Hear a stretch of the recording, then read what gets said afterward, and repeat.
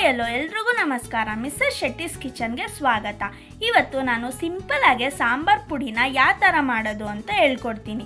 ಒಂದು ಸಲ ಈ ಸಾಂಬಾರ್ ಪುಡಿನ ಮಾಡಿದ್ರೆ 1 ವರ್ಷ ಆದರೂ ಕೆಡಲ್ಲ, ಹಾಗೆ ಇರುತ್ತೆ, ತುಂಬಾ ಚೆನ್ನಾಗಿರುತ್ತೆ. ಇದನ್ನು ಎಲ್ಲ ಸಾಂಬಾರ್ಗೂ ಯೂಸ್ ಮಾಡ್ಕೋಬೋದು. ಬನ್ನಿ ಆಗಿದ್ರೆ ಸಾಂಬಾರ್ ಪುಡಿನ ಹೇಗೆ ಮಾಡೋದು ಅಂತ ನೋಡೋಣ. ಇದಕ್ಕೆ ಬೇಕಾಗಿರೋ ಐಟಮ್ಸ್ ಏನೇನೆಂದರೆ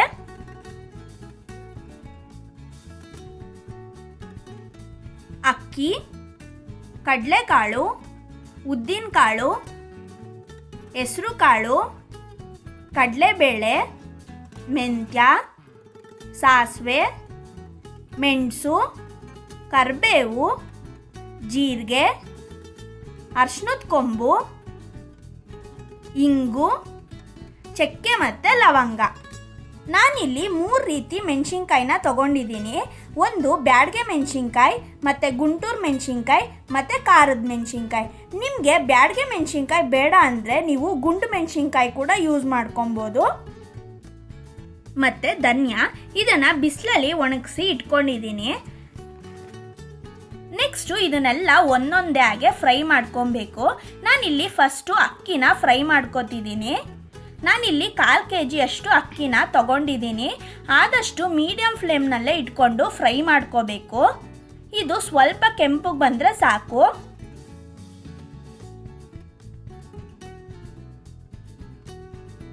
ನೆಕ್ಸ್ಟು ಕಡಲೆಕಾಳನ್ನ ಹಾಕೊಳ್ಳೋಣ. ಇದನ್ನು ಅಷ್ಟೇ ನೀಟಾಗಿ ಫ್ರೈ ಮಾಡ್ಕೋಬೇಕು. ನಾನು 150 ಗ್ರಾಮ್ ಅಷ್ಟು ಕಡಲೆಕಾಳನ್ನ ತೊಗೊಂಡಿದ್ದೀನಿ. ನೋಡಿ, ಈ ಥರ ಸಿಪ್ಪೆ ಒಡ್ಕೊಳ್ಳೋ ಥರ ಫ್ರೈ ಮಾಡ್ಕೋಬೇಕು. ನೆಕ್ಸ್ಟು ಕಡಲೆಬೇಳೆನ ಫ್ರೈ ಮಾಡ್ಕೊಳ್ಳೋಣ. ಇದನ್ನು ಅಷ್ಟೇ 150 ಗ್ರಾಮ್ ಅಷ್ಟು ತೊಗೊಂಡಿದ್ದೀನಿ.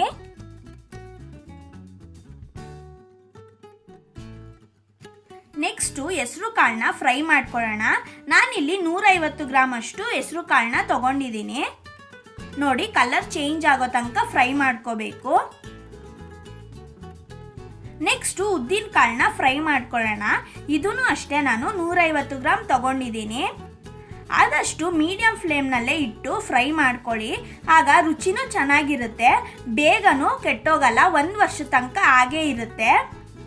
ಎಲ್ಲ ಕಾಳುಗಳನ್ನು ಸ್ವಲ್ಪ ಗರ್ಗರಿಯಾಗೆ ಬರೋ ತನಕ ಫ್ರೈ ಮಾಡ್ಕೋಬೇಕು. ನೆಕ್ಸ್ಟು ಮೆಂತ್ಯನ ಹಾಕಿ ಗೋಲ್ಡನ್ ಬ್ರೌನ್ ಬರೋ ತನಕ ಫ್ರೈ ಮಾಡ್ಕೋಬೇಕು. ನಾನಿಲ್ಲಿ ಬರೀ 50 ಗ್ರಾಮ್ ಆಗೋಷ್ಟು ಮೆಂತ್ಯನ ಯೂಸ್ ಮಾಡಿದ್ದೀನಿ, ಯಾಕಂದರೆ ಕೈ ಬರುತ್ತೆ ಅಂತ. ನೆಕ್ಸ್ಟು ಮೆಣಸನ್ನ ಫ್ರೈ ಮಾಡ್ಕೊಳ್ಳೋಣ. ನಾನಿಲ್ಲಿ 100 ಗ್ರಾಮ್ ಆಗೋಷ್ಟು ಮೆಣಸನ್ನ ಫ್ರೈ ಮಾಡ್ಕೋತಾ ಇದ್ದೀನಿ. ಇದನ್ನು ಜಾಸ್ತಿ ಹಾಕೊಂಡ್ರೆ ಖಾರ ಆಗುತ್ತೆ ಅಂತ ನಾನು ಜಾಸ್ತಿ ತೊಗೊಂಡಿಲ್ಲ. ಇದೇ ಥರ ಎಲ್ಲನೂ ಫ್ರೈ ಮಾಡ್ಕೋಬೇಕು. ಈಗ ಜೀರಿಗೆನ ಹಾಕಿ ಫ್ರೈ ಮಾಡ್ಕೊಳ್ಳೋಣ.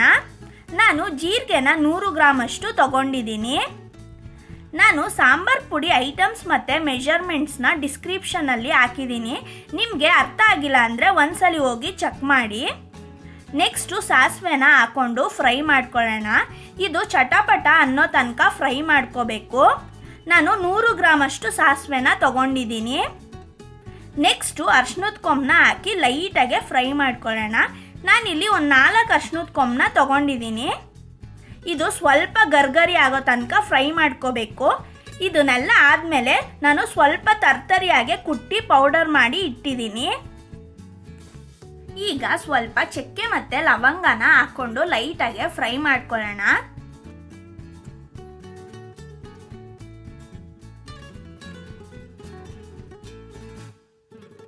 ನೆಕ್ಸ್ಟು ಕರಿಬೇವನ್ನ ಹಾಕಿ ಫ್ರೈ ಮಾಡ್ಕೋಬೇಕು. ಇದು ಗರ್ಗರಿ ಆಗೋ ತನಕ ಫ್ರೈ ಮಾಡ್ಕೋಬೇಕು. ಇದನ್ನು ಫ್ರೈ ಮಾಡೋಕ್ಕೂ ಮುಂಚೆ ನಾನು 1-2 ಅವರ್ ಬಿಸಿಲಲ್ಲಿ ಒಣಗ್ಸಕ್ಕೆ ಇಟ್ಟಿದ್ದೆ. ನಾನಿಲ್ಲಿ 2 ಕಟ್ಟು ತೊಗೊಂಡಿದ್ದೀನಿ. ಅರ್ಧ ಸ್ಪೂನ್ ಹಿಂಗನ್ನ ಹಾಕ್ಕೊಂಡು ಫ್ರೈ ಮಾಡೋಣ. ಇದನ್ನೇನು ಜಾಸ್ತಿ ಫ್ರೈ ಮಾಡೋದು ಬೇಡ, ಲೋ ಫ್ಲೇಮ್ನಲ್ಲೇ ಇಟ್ಟು ಫ್ರೈ ಮಾಡಿದ್ರೆ ಸಾಕು. ನೆಕ್ಸ್ಟು ಧನಿಯಾನ ಹಾಕ್ಕೊಂಡು ಫ್ರೈ ಮಾಡ್ಕೋಬೇಕು. ನಾನಿಲ್ಲಿ 2 kg ಆಗೋಷ್ಟು ಧನಿಯಾನ ತೊಗೊಂಡಿದ್ದೀನಿ. ಫ್ರೈ ಮಾಡೋಕ್ಕೂ ಮುಂಚೆ 1-2 ದಿನ ಚೆನ್ನಾಗೆ ಬಿಸಿಲಲ್ಲಿ ಒಣಗಿಸಿಟ್ಟಿದ್ದೆ. ಸ್ವಲ್ಪನೇ ಹಾಕ್ಕೊಂಡು ಫ್ರೈ ಮಾಡ್ಕೊಳ್ಳೋಣ. ಈಗ ಮೆಣಸಿನ್ಕಾಯಿನ ಫ್ರೈ ಮಾಡ್ಕೊಳ್ಳೋಣ. ನಾನು 3 ಮೆಣಸಿನ್ಕಾಯಿನೂ ಮಿಕ್ಸ್ ಮಾಡಿ ಹಾಕಿದ್ದೀನಿ. ಬ್ಯಾಡಗೆ ಮೆಣಸಿನ್ಕಾಯಿನ 1/4 kg ಹಾಕಿದ್ದೀನಿ. ಇದು ಕಲರ್ ಮತ್ತು ಟೇಸ್ಟ್ ಕೊಡುತ್ತೆ. ಗುಂಟೂರು ಮೆಣಸಿನ್ಕಾಯಿನ 1 kg ಹಾಕಿದ್ದೀನಿ. ಮತ್ತು ಖಾರ ಮೆಣಸಿನ್ಕಾಯಿನ 1 kg ಹಾಕಿದ್ದೀನಿ, ಖಾರ ಕೊಡುತ್ತೆ ಅಂತ. ಇದೇ ಥರ ಸ್ವಲ್ಪನೇ ಮೆಣಸಿನ್ಕಾಯಿನ ಹಾಕ್ಕೊಂಡು ಫ್ರೈ ಮಾಡ್ಕೋಬೇಕು. ಗರ್ಗರಿ ಆಗೋ ತನಕ ಫ್ರೈ ಮಾಡ್ಕೋಬೇಕು. ಈಗ ನಾನು ಫ್ರೈ ಮಾಡಿರೋದನ್ನೆಲ್ಲ ಒಂದು ಬೌಲ್ಗೆ ಹಾಕಿ ಇಟ್ಟಿದ್ದೀನಿ. ಇದಕ್ಕೆ ಧನಿಯಾನ ಹಾಕಿ ನೀಟಾಗಿ ಮಿಕ್ಸ್ ಮಾಡ್ಕೋಬೇಕು. ಇದು ಕೂಲ್ ಆಗೋ ತನಕ ಬಿಡಬೇಕು. ಹಂಗೆ ಮೆಣಸಿನ್ಕಾಯಿನ ನಾನು ಸಪ್ರೇಟಾಗೆ ಇಟ್ಟಿದ್ದೀನಿ. ಎಲ್ಲ ಕೂಲ್ ಆದಮೇಲೆ ಇದನ್ನು ಮಿಲ್ ಮಾಡಿಸ್ಕೋಬೇಕು. ನಾನು ಮೆಣಸಿನ್ಕಾಯಿನ ಸಪ್ರೇಟಾಗೆ ಮಿಲ್ ಮಾಡಿಸ್ಕೊತೀನಿ. ನೀವು ಬೇಕಿದ್ರೆ ಎಲ್ಲನೂ ಒಂದೇ ಸಲ ಹಾಕಿ ಮಿಲ್ ಮಾಡಿಸ್ಕೋಬೋದು. ಮಿಲ್ಲೆಲ್ಲ ಆದಮೇಲೆ ಇದನ್ನು 1-2 ಅವರು ಹಾರಕ್ಕೆ ಬಿಡಬೇಕು. ತುಂಬಾ ಬಿಸಿ ಇರುತ್ತಲ್ಲ ಅದಕ್ಕೆ, ಇಲ್ಲಾಂದರೆ ಬೇಗ ಕೆಟ್ಟೋಗುತ್ತೆ. ಹಾರಿದ್ದೆಲ್ಲ ಆದಮೇಲೆ ಜರಡಿ ಮಾಡಿ ಯೂಸ್ ಮಾಡ್ಕೋಬೋದು. ನಾನು ವಿಡಿಯೋ ಲ್ಯಾಗ್ ಆದರೆ ಇಂಟ್ರೆಸ್ಟ್ ಬರಲ್ಲ ಅಂತ ಅದನ್ನೆಲ್ಲ ನೀಟಾಗೆ ತೋರಿಸಿಲ್ಲ. ನೋಡಿ, ಈ ಥರ ಸಪ್ರೇಟಾಗೆ ಮಿಲ್ ಮಾಡಿಸಿದ್ದೀನಿ. ಸಾಂಬಾರಿಗೆ ಹಾಕೊಳ್ಳುವಾಗ ಎರಡೂ ಮಿಕ್ಸ್ ಮಾಡಿ ಹಾಕೊತೀನಿ. 4 ಲೋಟ ಮೆಣಸಿನ್ಕಾಯಿ ಪುಡಿ, 5 ಲೋಟ ಧನಿಯಾ ಪುಡಿನ ಹಾಕಿ ಮಿಕ್ಸ್ ಮಾಡ್ಕೊತೀನಿ. ಇದು ಖಾಲಿ ಆಗ್ತಿದ್ದಂಗೆ ಮತ್ತೆ ಮಿಕ್ಸ್ ಮಾಡಿ ಸಾಂಬಾರ್ಗೆ ಯೂಸ್ ಮಾಡ್ಕೊತೀನಿ.